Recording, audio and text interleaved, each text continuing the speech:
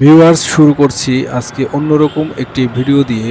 এতদিন আপনারা বরাবর বিভিন্ন ধরনের ভিডিও দেখে আসছেন, যেগুলো আমি আপনাদের সামনে উপস্থাপন করার চেষ্টা করেছি।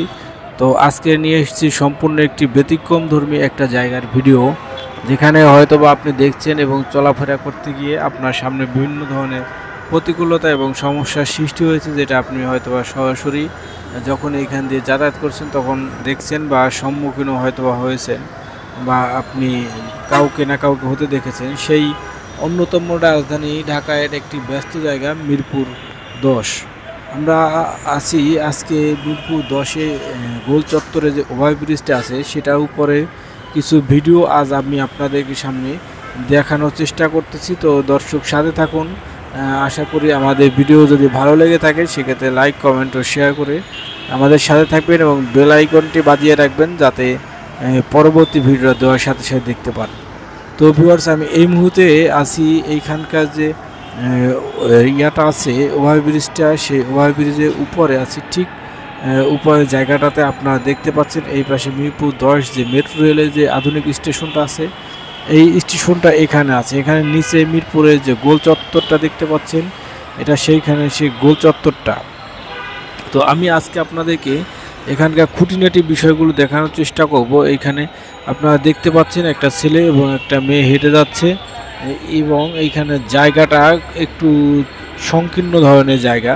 তো আমি আপনাদেরকে যে জিনিসটা দেখাবো আপনারা দেখলে অবাক হবেন। এইখানে যে দেখতে পাচ্ছেন কাঁধে পায়ে আছে, এইখানে আরেকটা লোক বসা আছে। এই ছেলেরা সম্পূর্ণ নেশায় আসক্ত একটা ছেলে, যে ওইখানে বসে আছে একবারে অবুঝ ছেলের মতো। আসলে সে কিছু বুঝতে পারতেছে না, কারণ হচ্ছে সে নেশায় আসক্ত। আপনারা দেখতে পাচ্ছেন এইখান থেকে বিজয় সরণে যাওয়া যে লিঙ্ক রোডটা, সেই লিঙ্ক রোডটা দিয়ে গাড়িগুলো এইখান থেকে ঘুরতেছে। তো আমি এইখানকে আপনাদেরকে আজকে আরও অনেক গভীর কিছু দেখানোর চেষ্টা করব। তা আপনারা একটু সাথে থাকবেন। যদি এই ভিডিওটা করার সময় আমাকে অনেক বিপদের সম্মুখীন হতে হয়েছিল, আমি পারলেই ভিডিওটা করতে পারি নাই চাওয়ার সাথে স্বার্থেও।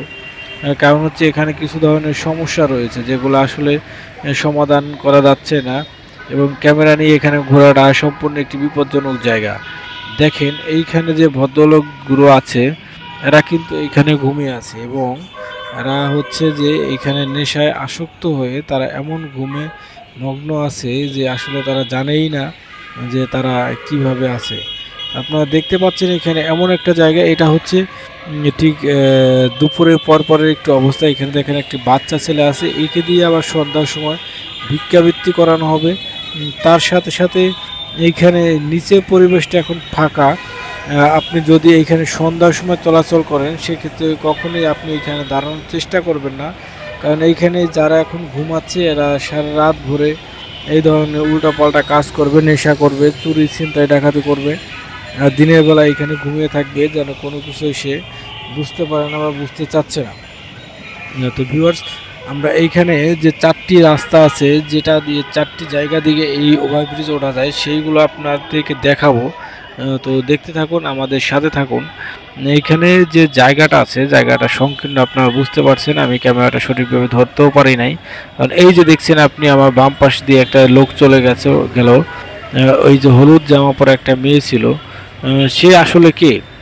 এই প্রশ্নগুলো যদি আপনি উত্তর খুঁজতে চান সেক্ষেত্রে আপনাকে এখানে সন্ধ্যা পরে যেতে হবে, এবং যেতে হবে একা। এইখানে যে জায়গাটা আপনারা দেখতে পাচ্ছেন, এটা হলো এইখান থেকে নামার জায়গা। তো সব কিছু মিলে এই হচ্ছে এখানকার ভয়ঙ্কর পরিস্থিতি। আপনারা কখনোই এখানে আসবেন না, কারণ এখানে বিভিন্ন ধরনের উল্টাপাল্টা মেয়েরা থাকে, যেখানে আপনাকে বিপদে ফেলতে পারে। ধন্যবাদ।